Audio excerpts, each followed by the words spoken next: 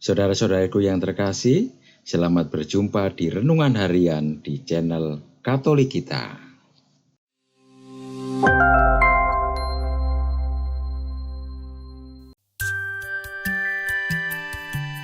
Hari ini, Rabu, 24 Januari 2024. Perayaan wajib Santo Fransiskus dari Sales, Uskup dan Pujangga Gereja. Hari ke-7 Pekan Doa Sedunia. Bacaan pertama. Bacaan diambil dari kitab kedua Samuel, bab 7, ayat 4 sampai dengan 17. Waktu itu Raja Daud ingin mendirikan rumah bagi Tuhan. Maka datanglah sabda Tuhan kepada Natan demikian. Pergilah, katakanlah kepada hambaku Daud, beginilah firman Tuhan, masakan engkau yang mendirikan rumah bagiku. Tidak pernah aku diam dalam rumah sejak aku menuntun orang Israel dari Mesir sampai hari ini. Tetapi aku selalu mengembara dalam kemah sebagai kediaman. Selama aku mengembara bersama-sama seluruh orang Israel, pernahkah kepada salah seorang hakim orang Israel yang kuperintahkan mengembalakan umatku, aku bersabda, mengapa kamu tidak mendirikan bagiku rumah dari kayu aras? Oleh sebab itu, katakanlah begini kepada hambaku Daud. Beginilah sabda Tuhan semesta alam. Akulah yang mengambil engkau dari padang, ketika engkau menggiring kambing domba. Engkau kuambil untuk kujadikan raja atas umatku Israel. Aku telah menyertai engkau di segala tempat yang kau jalani, dan telah melenyapkan segala musuhmu dari hadapanmu. Aku membuat besar namamu seperti nama orang-orang besar yang ada di bumi.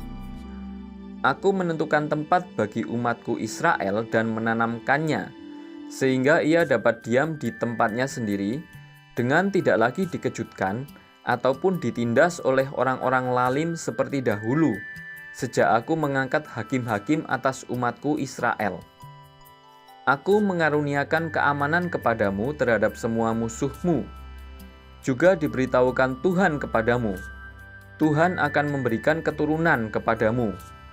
Apabila umurmu sudah genap dan engkau telah mendapat perhentian bersama dengan nenek moyangmu, maka aku akan membangkitkan keturunanmu yang kemudian, anak kandungmu, dan aku akan mengokohkan kerajaannya.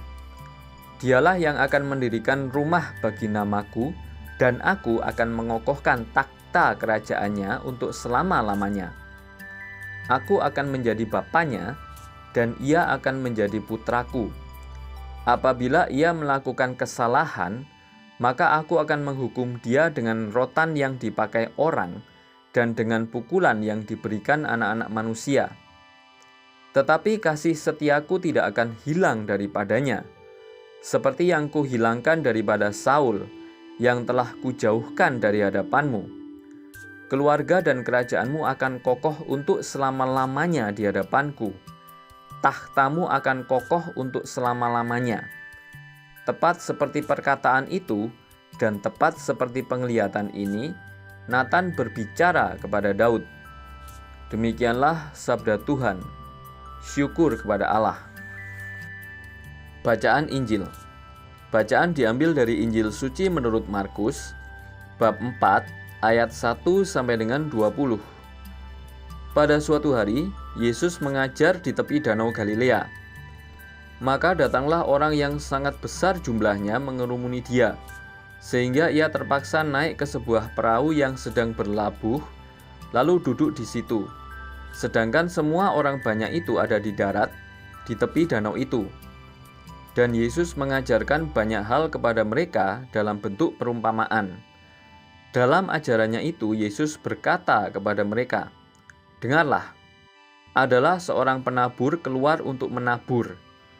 Pada waktu ia menabur, sebagian benih itu jatuh di pinggir jalan, lalu datanglah burung dan memakannya sampai habis. Sebagian jatuh di tanah yang berbatu-batu, yang tidak banyak tanahnya, lalu benih itu pun segera tumbuh karena tanahnya tipis. Tetapi sesudah matahari terbit, layulah ia dan menjadi kering karena tidak berakar. Sebagian lagi jatuh di tengah semak duri, lalu makin besarlah semak itu dan menghimpitnya sampai mati, sehingga benih itu tidak berbuah. Dan sebagian jatuh di tanah yang baik, lalu tumbuh dengan subur dan berbuah. Hasilnya ada yang 30 kali lipat, ada yang 60 kali lipat, ada yang 100 kali lipat. Dan Yesus bersabda lagi, "Siapa mempunyai telinga untuk mendengar, hendaklah ia mendengar." Ketika Yesus sendirian, pengikut-pengikutnya dan ke-12 murid menanyakan arti perumpamaan itu. Jawabnya, "Kepadamu telah diberikan rahasia kerajaan Allah, tetapi kepada orang-orang luar, segala sesuatu disampaikan dalam perumpamaan, supaya sekalipun melihat mereka tidak menanggap, sekalipun mendengar mereka tidak mengerti, biar mereka jangan berbalik dan mendapat ampun."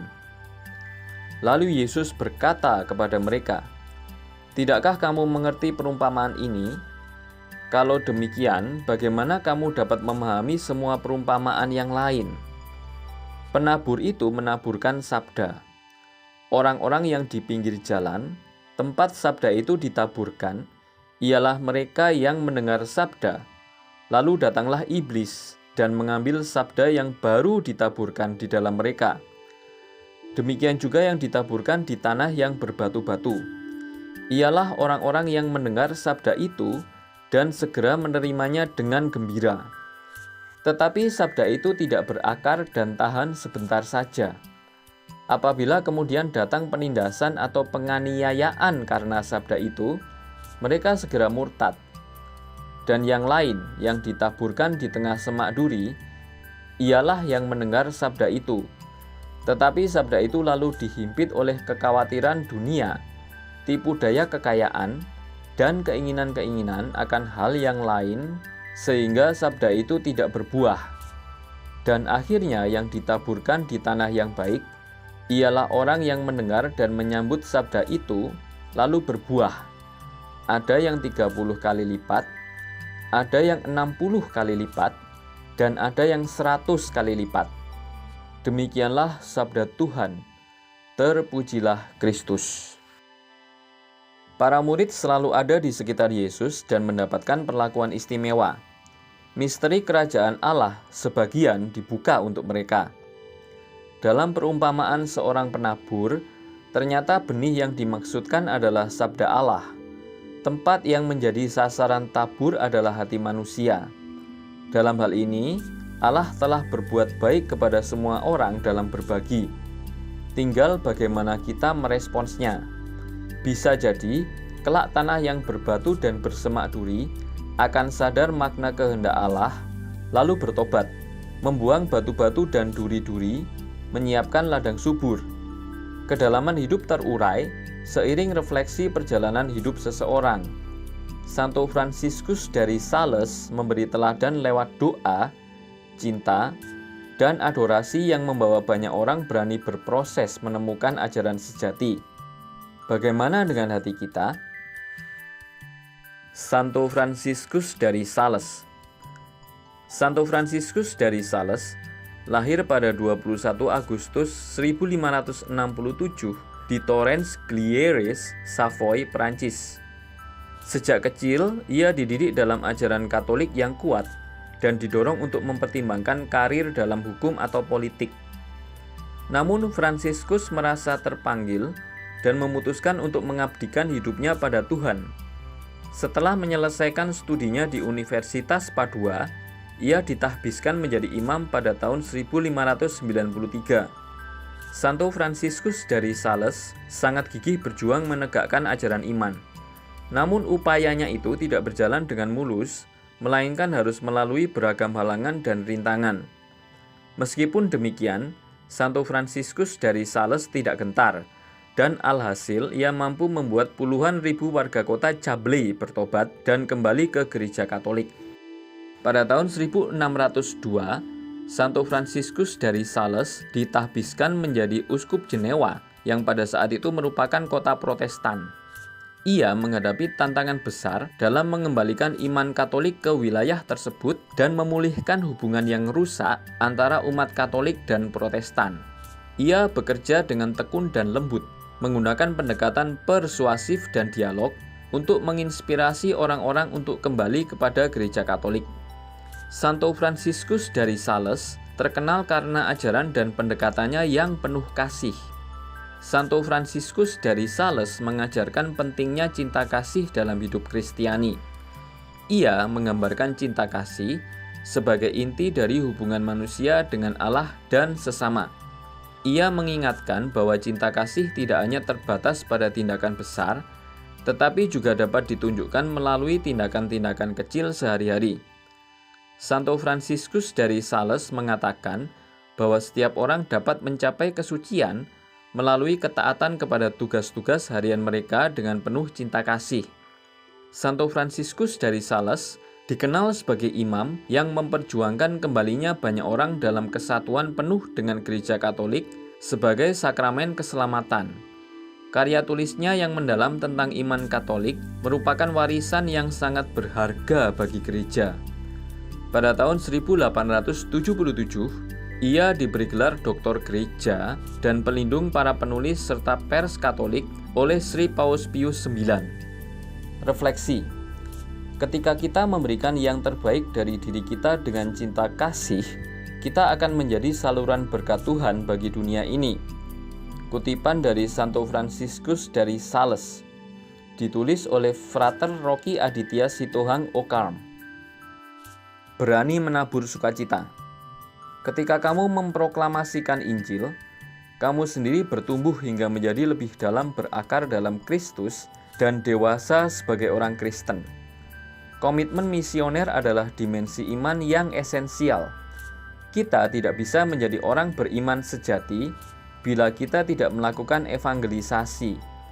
Proklamasi Injil hanya bisa menjadi akibat dari sukacita yang datang dari bertemu Kristus dan menemukan di dalam Ia batu karang yang di atasnya kita membangun kehidupan kita. Ketika kamu bekerja menolong orang lain dan menyatakan Injil kepada mereka, maka kehidupanmu, begitu terpecah karena banyaknya aktivitasmu, akan menemukan kesatuan mereka di dalam Tuhan. Kamu juga akan membangun dirimu sendiri, dan kamu akan bertumbuh dan dewasa dalam kemanusiaan. Saya mendorong kamu untuk memikirkan karunia-karunia yang telah kamu terima dari Allah, agar kamu dapat meneruskannya pada mereka. Belajarlah untuk membaca kembali sejarah pribadimu. Sadarilah akan warisan yang luar biasa yang diteruskan kepadamu dari generasi sebelumnya.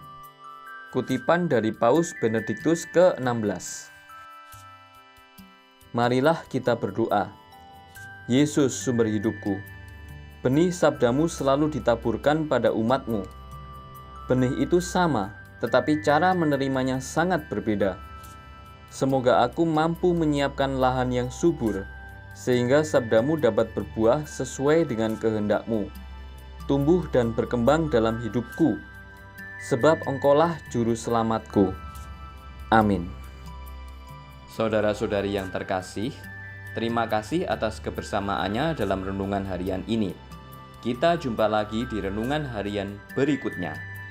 Berkah dalam.